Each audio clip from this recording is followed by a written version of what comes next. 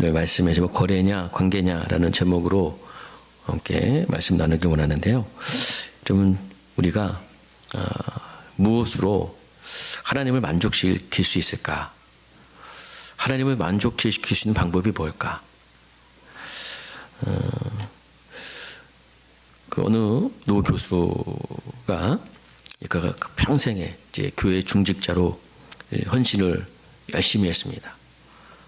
많은 액수의 헌금을 드렸고 또 그 교회에서도 아주 신앙적으로도 아주 많은 역할들, 많은 업적을 쌓아서 또 많은 성도들에게 존경받는, 인정받는 그런 분이셨어요.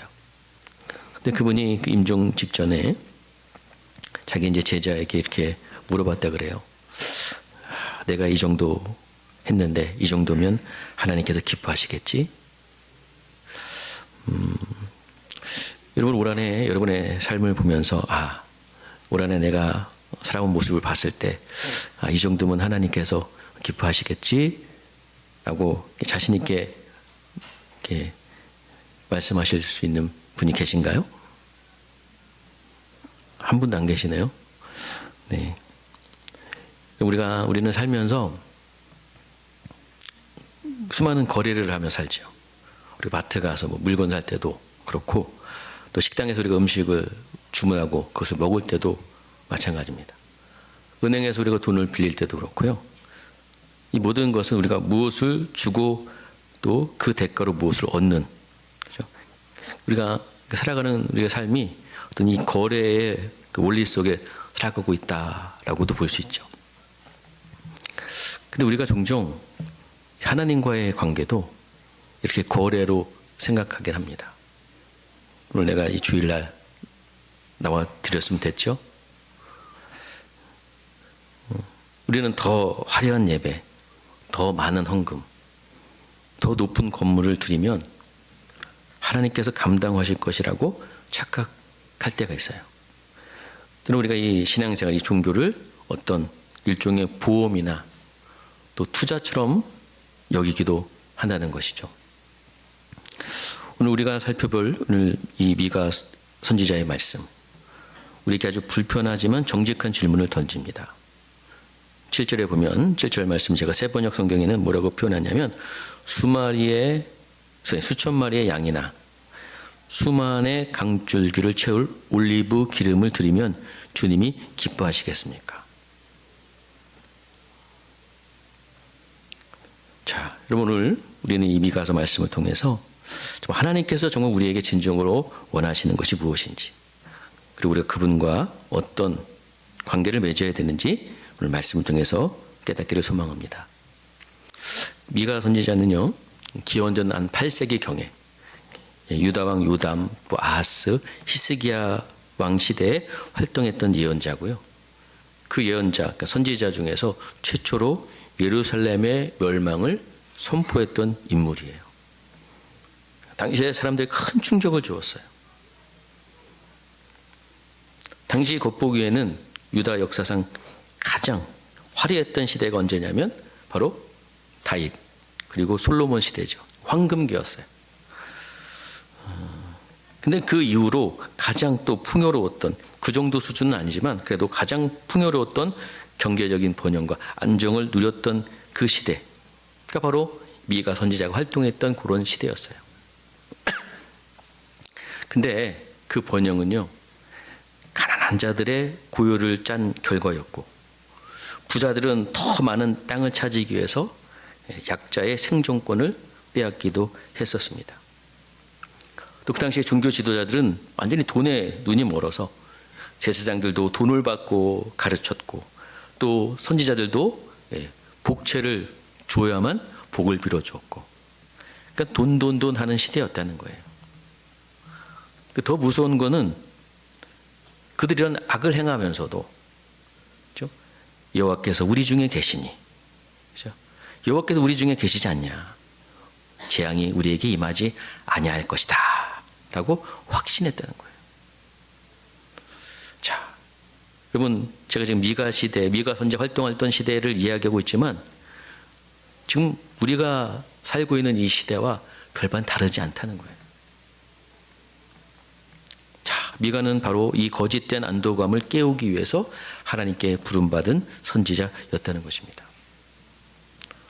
오늘 우리가 읽은 미가서 본문 속의 이스라엘 백성들, 그들은 하나님과의 관계를 거래로 이해하고 있어요. 무엇을 드려야 만족하실까?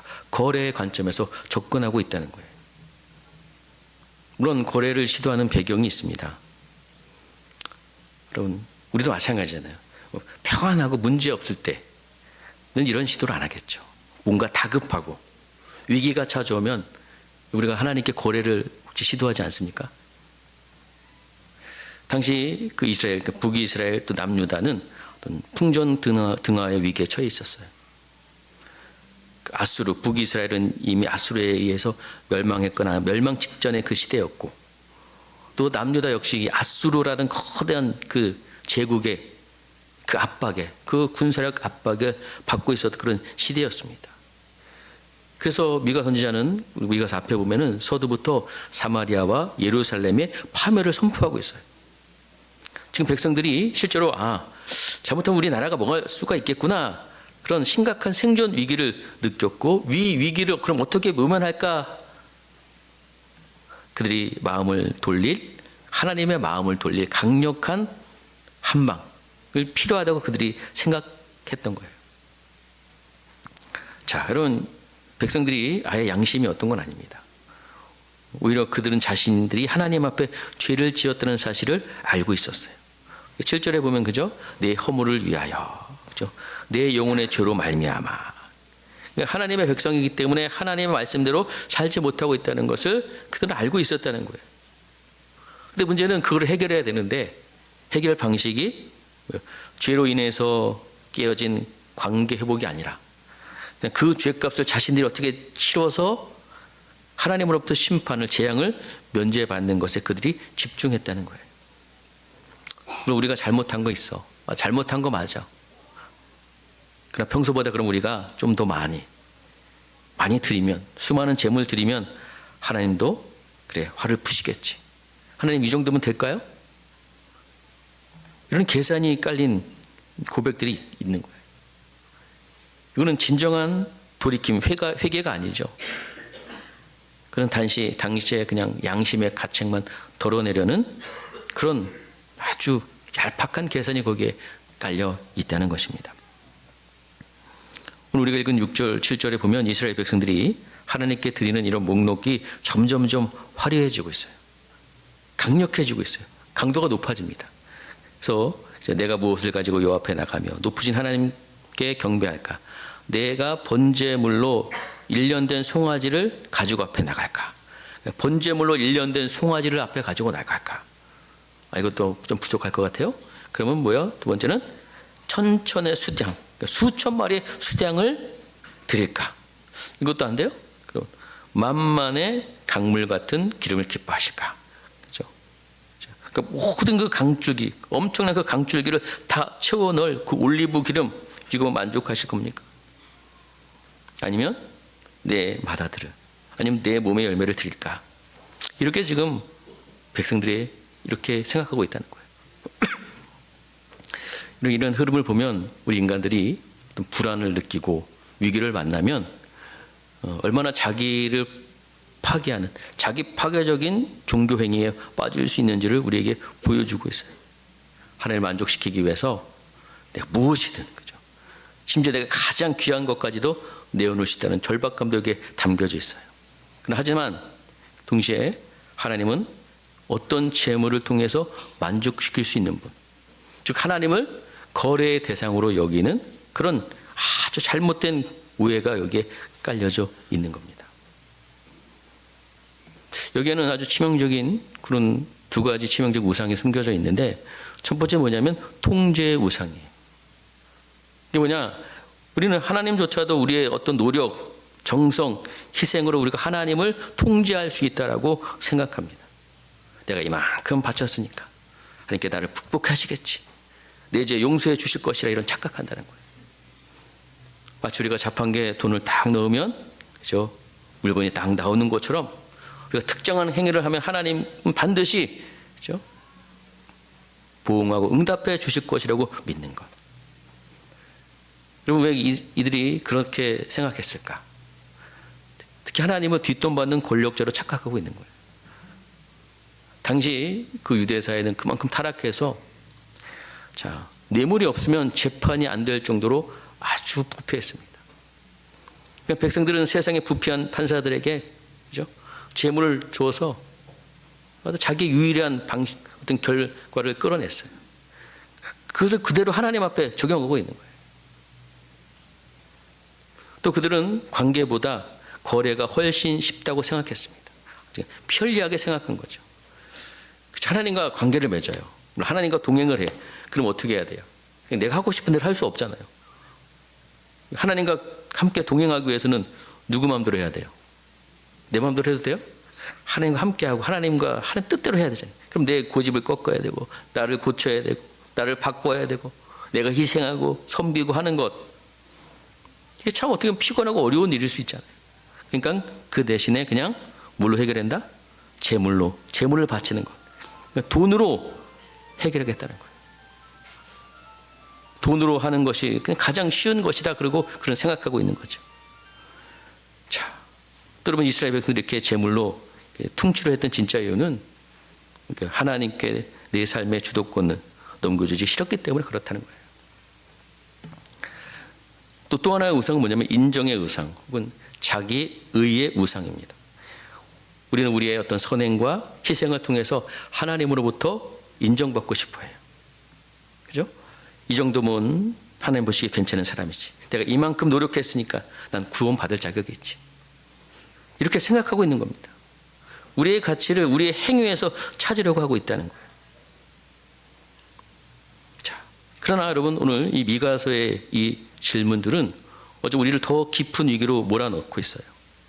자, 그럼 만약 하나님께서 이들이 얘기한 것처럼 천천의 수양이나 만만의 강물 같은 기름을 원하신다면, 좀 하나님께서 이걸 원하신다고 했을 때, 여러분 여기에서 이 기준을 채울 수 있는 그런 능력이 있으신 분 어디 있어요? 이거 여러분 이 기준 여러분 채울 수 있을 것 같아요, 여러분이? 천천의 수천 마리의 양을 하나님께 바칠 수 있을 것 같아요? 여러분, 우리는 결코 그 기준에 맞출 수 없어요.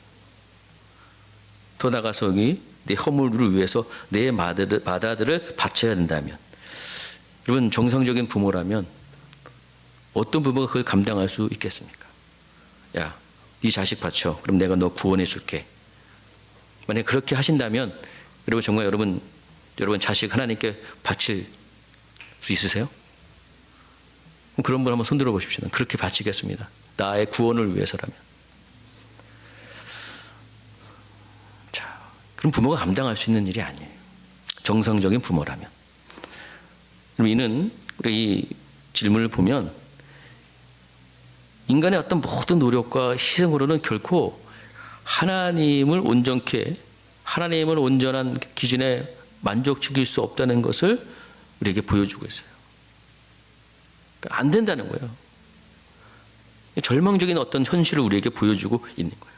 그러니까 우리가 아무리 노력해도 우리는 하나님 앞에 의롭게 될 수 없다는 그런 거대한 그런 딜레마에 우리가 직면하게 되는 거죠. 우리의 도덕적인 노력은 결국엔 실패할 수밖에 없다. 자, 그리고 8절에 보면요, 이제 이런 인간적인 어떤 거래를 완전히 뒤엎는 말씀을 하고 계세요. 자, 8절 한번 우리 같이 한번 읽겠습니다. 시작. 사람아, 주께서 선한 것이 무엇임을 내게 보이셨나니 여호와께서 내게 구한 것은 오직 정의를 행하며 인자를 사랑하며 겸손한 이 하나님과 함께 행하는 것이 아니냐. 자, 하나님께서는 값비싼 재물이나 어떤 마다들을 원하시는 것이 아니라, 그렇죠? 하나님께서 보여주시지 않았느냐? 바로 정의와 인자 그리고 겸손히 하나님과 동행하는 삶을 원하신다라고 선포하고 있어요. 값비싼 재물을 원하는 건 아니다.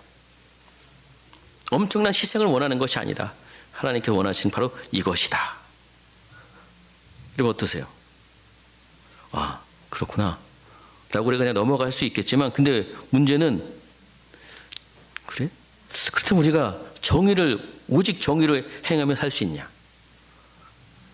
우리가 인자를 사랑하면서 또 겸손하게 내 하나님과 행하는 것, 이것을 우리가 완벽하게 할 수 있냐 이거죠. 여러분, 우리는 이 덕목을 완벽하게 감당해 나갈 수 없다는 게 또 더 큰 문제라는 거예요. 우리는 여전히 불의하고 아직도 이기적이고 얼마나 교만합니까? 결국 이 말씀을 딱 우리가 읽다 보면 결국 우리가 하나님께서 원하시는 바는 우리가 정말 할 수 없는, 감당할 수 없는, 불가능하다는 어떤 답을 우리가 얻게 되는 그런 상황에 놓이게 된다는 거예요.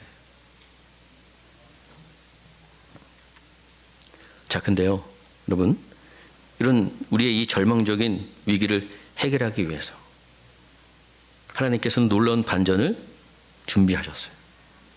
그게 뭐냐? 그 반전이 바로 누구냐? 무엇이냐? 누구세요? 예수 그리스도시라는 거예요. 예수님은 우리가 하나님과의 관계를 거래로 만들려 할 때 그 모든 거래를 끝내고 바로 관계를 시작하신 분이 바로 예수 그리스도십니다.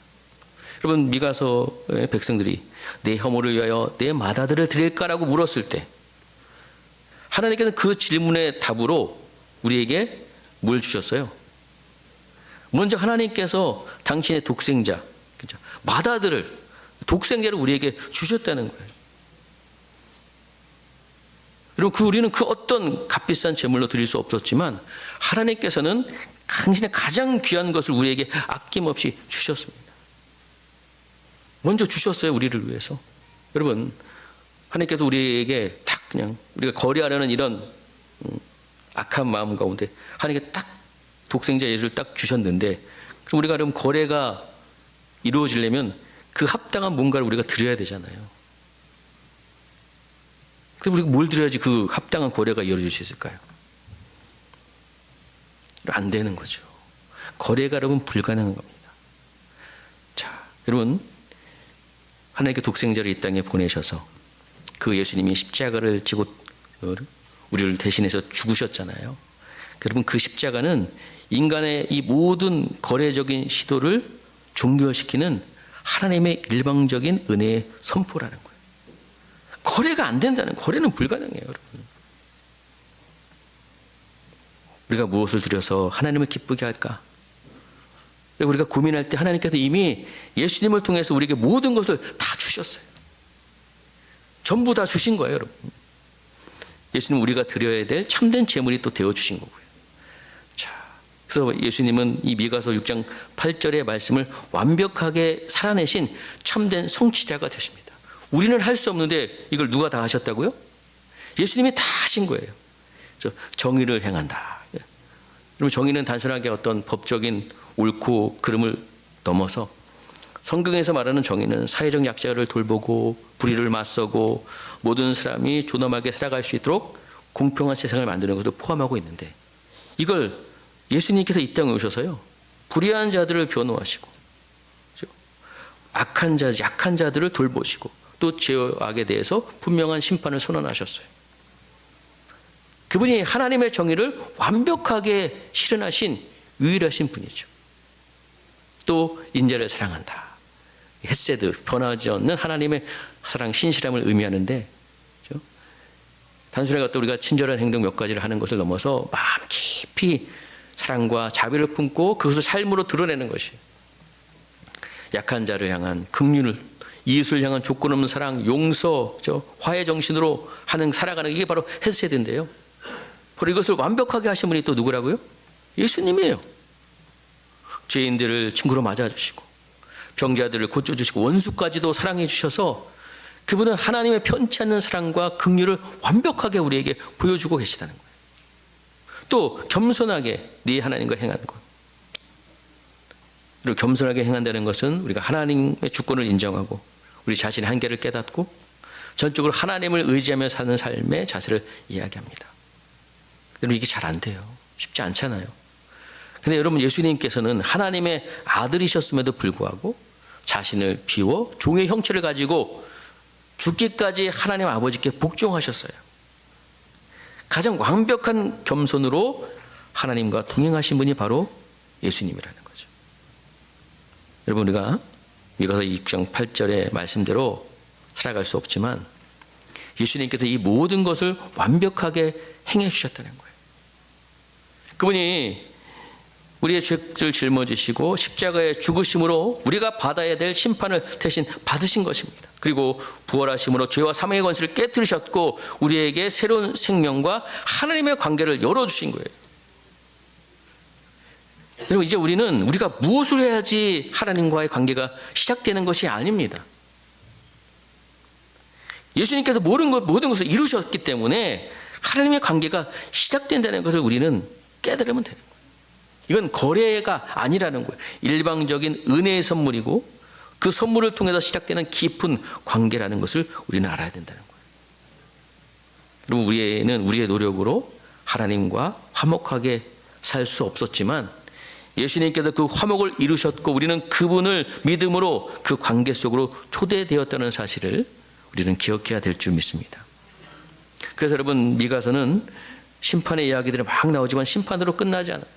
특히 미가서는 베들레헴에서 탄생하실 메시아를 예고하고 있는 그 이유가 바로 그것입니다. 인간의 힘으로 온전히 정의를 행할 수 없고요. 우리는 세상은 늘 변덕스럽고 또 하나님은 직접 우리 가운데 오셔서 정의와 인자와 겸손의 본을 보여줘 주셨기 때문에 그분이 바로 예수 그리스도시라는 거예요.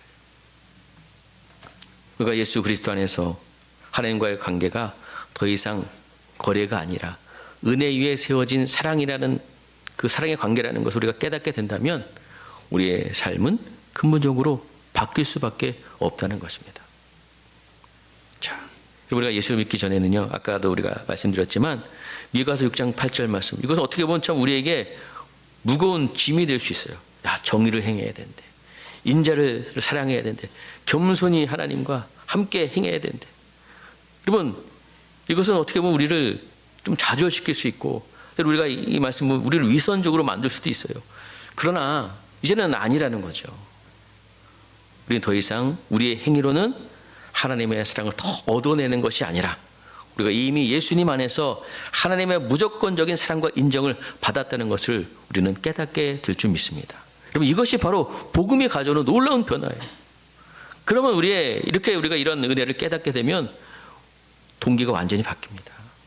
우리가 무엇을 얻어내기 위해서 행하는 것이 아니라 우리가 얻었기 때문에 행하는 사람이 되는 거예요. 우리는 정의를 행하게 되는 거죠. 그래서 하나님께 무언가를 얻어내기 위해서가 아니라 이미 받은 하나님의 정의로운 사랑에 대한 감사와 기쁨으로 우리가 정의를 추구하는 겁니다. 불의에 침묵하지 않고 세상의 약한 자들을 향한 하나님의 마음을 품게 되는 거예요. 또 우리가 인자를 사랑하게 되죠. 사람들에게 사랑받기 위해서가 아니라 우리가 하나님의 그 무한한 사랑을 경험했기 때문에 그 사랑을 이웃에게 흘려보내는 거예요. 용서할 수 없는 자도 용서할 수 있고요, 사랑할 수 없는 자도 사랑할 수 있는 그 하나님의 마음을 닮아가게 되는 것이죠. 또 우리는 겸손하게 하나님과 동행할 수 있어요. 우리의 의로움이나 능력으로 하나님께 나아가는 것이 아니라 예수 그리스도의 공로를 의지해서 겸손히 그분 앞에 나아갈 때, 또 매일 삶 속에서 하나님의 뜻을 구하고 그분의 인도하심을 따르며 그분과 친밀한 교제를 누리는 것이 가장 큰 기쁨이 된다는 것입니다. 여러분, 이런 삶은 어떤 율법적인 의무감에서 나오는 것이 아니라 복음의 감격과 은혜에 대한 자발적인 반응이라는 거예요. 자, 사랑하는 성도 여러분, 오늘 우리가 미가서 말씀을 통해서 우리가 얼마나 쉽게 하나님과의 관계를 거래로 만들려 하는지 보았습니다. 그러나 하나님께서는 우리의 모든 거래적 시도를 예수 그리스도의 십자가로 끝내셨고요, 우리에게 무조건적인 은혜와 은혜의 관계를 선물해 주셨다는 것을 우리는 믿어야 될 줄 믿습니다. 이제 우리가 질문할 것은 내가 무엇을 드려야 할까가 아니에요. 하나님께서 예수님 안에서 나에게 무엇을 주셨는가, 우리는 그것을 깨달아야 됩니다. 그리고 그것을 누려야 됩니다. 그리고 그 받은 은혜에 감격해서 정의를 행하고 그리고 인자를 사랑하고 또 겸손하게 우리 하나님과 동행하는 삶을 살아갈 때에 우리는 복음의 능력으로 세상을 이기고 또 하나님 앞에 영광 돌리는 그런 복된 삶을 살아가게 되는 성도들이 될 줄 믿습니다. 그 은혜 가운데 거하시는 우리 모든 성도님 되시기를 주의 이름으로 간절히 축복합니다.